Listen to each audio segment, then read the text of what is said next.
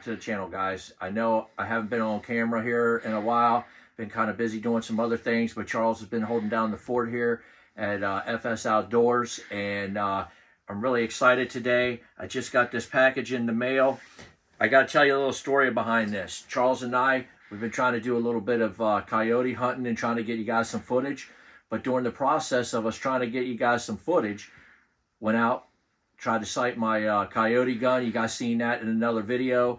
My AR, I got the thermal scope. We went out, tried to zero it in.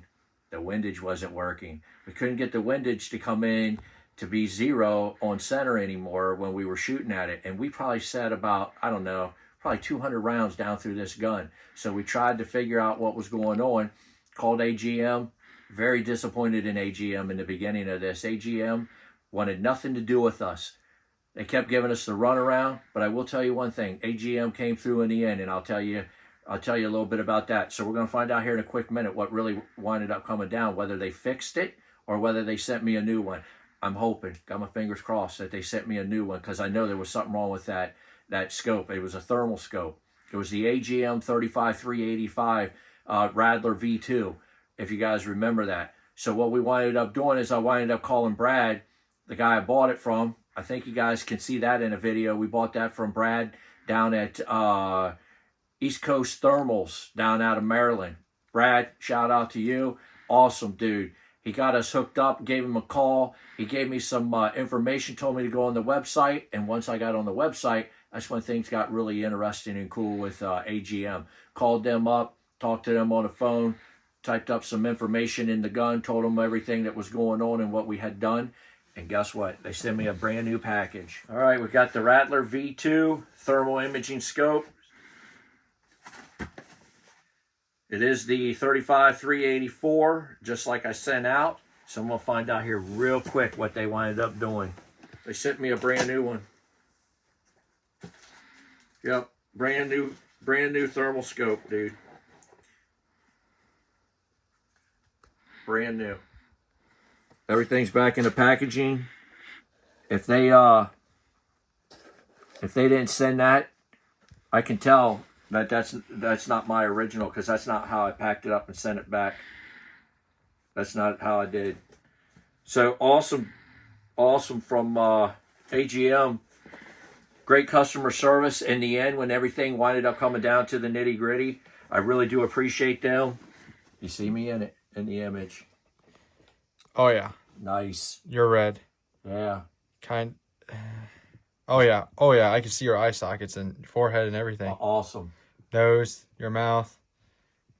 Awesome. That's what we see at night. Yep. And this is a light I'm in a lit room right now looking at that.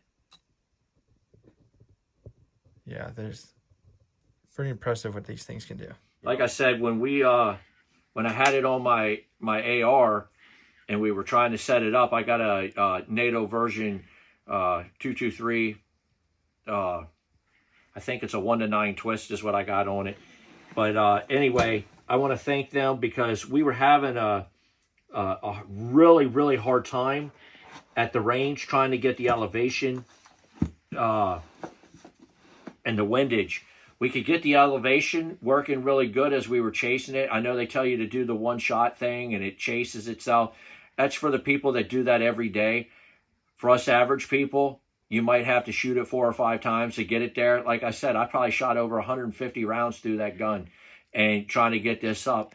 We could get the elevation to come up on us, but we just couldn't get the windage. And we put it on multiple guns too. Yep. Multiple ARs, and it just was one of them things where you're shooting and shooting and shooting. You can't find any reason why the gun is acting weird. And as Charles is saying, we put it on multiple guns and we're trying to shoot it and see what was going on. And it was always the windage. It would kick to the right. It would always kick right on the windage. You could get elevation to come up, but you couldn't get the windage to come back over to 0 where it was supposed to be. And it had to be something inside the, I don't know how they computed or what it is, but it had to be something in the programming, or it had to be something in the scope itself is what the issue was.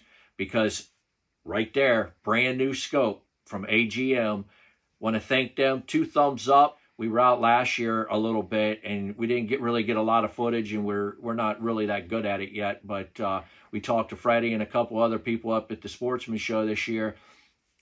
Sometimes you got to take your expectation and you got to drop it, and you know, maybe you'll meet your goal. But we're going to try doing a little more of that this year and try to get some footage, because like I said, it wasn't great footage last year. Too dark, full moon, all kinds of crazy stuff going on out there. But I tell you what, we had a great time during that hunt. We had a couple come down through, but they were, you know, howling back at us and stuff. But we knew nothing was going to happen because the deer were still hanging out. Early on when we were calling, the deer disappeared, but shortly after that, they wind up coming back out. So we knew we weren't going to have any activity, but had a lot of fun doing that last year. We'll see what it plays out this year because of the way we work and stuff. It hasn't had no opportunity to do that. But as always, we want to thank you guys.